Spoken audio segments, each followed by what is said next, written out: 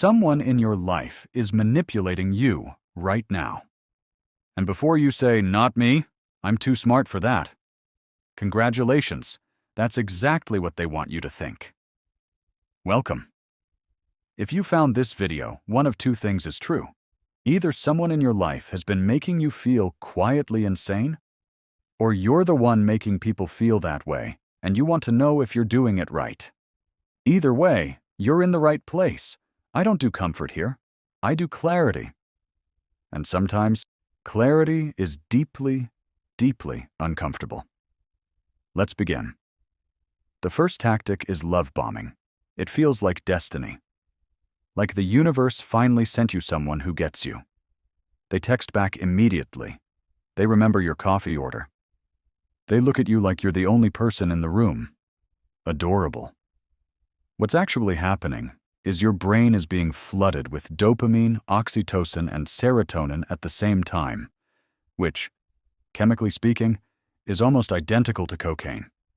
You're not falling in love, you're being dosed, and the moment you're hooked, the affection disappears. Suddenly they're busy, suddenly you're too much, and now you, a presumably intelligent adult, will spend the next several months trying to earn back the attention of someone who manufactured it in the first place. Masterful, honestly. Deeply evil. But masterful. Tactic 2.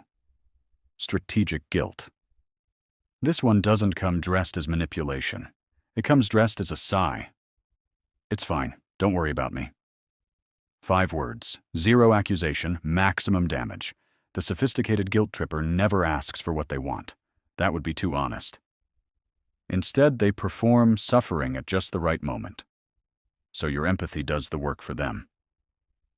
You end up apologizing for something that was never your fault, giving something you never agreed to give, and somehow feeling grateful for the opportunity. It's actually impressive when you remove the moral component entirely. You did everything they asked. You showed up. You delivered. You exceeded expectations. They moved the bar. Here's why. A finish line means you're free, and free people are hard to control. So the bar moves. Not because your performance was lacking, but because your need for approval is the most valuable thing in this relationship. The moment you stop needing their validation, the whole system collapses. Which means the real power move is simply stop caring if they clap. They hate that, by the way.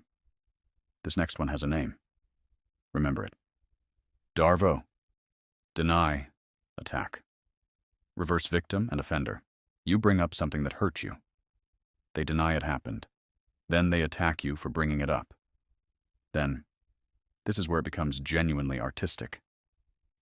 They start crying about how they're the one being hurt right now. By you. For asking a question. Within 60 seconds, you're consoling the person who wounded you. If this sounds familiar and you're not laughing, I understand. Give it time. The most powerful psychological trap ever documented. And it's not complicated. It's a slot machine. Sometimes they're warm. Sometimes they're cold.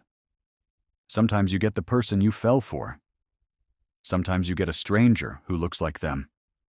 And your brain, which is obsessed with patterns and absolutely terrible at accepting randomness, becomes consumed with figuring out the formula. There is no formula. The inconsistency is the trap. Las Vegas figured this out decades ago. Certain people in your life figured it out too. The difference is the casino is at least honest about taking your money. You're too sensitive. That's not what happened. Why do you always make everything a big deal? Each sentence is a small, precise cut to your ability to trust your own perception. Done consistently, you stop reporting your internal experience altogether. You go quiet. You shrink. You begin to wonder if your emotions are broken. They're not broken. They're just inconvenient to someone who needs you confused. The final tactic is the slowest and the most complete. It starts with a comment about your friend. Subtle, almost reasonable.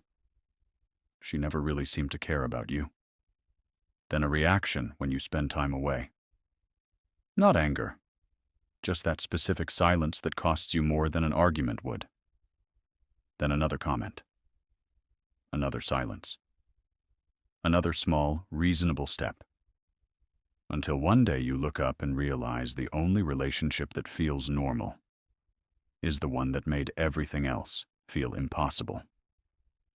That's not love. That's architecture. Here's the thing nobody tells you. Understanding these tactics doesn't just protect you, it changes how you move through the world entirely. You start seeing conversations differently. You start noticing what people don't say. You stop being surprised by behavior that was always predictable. You just didn't have the language for it. That's what this channel is. Not therapy, not self-help.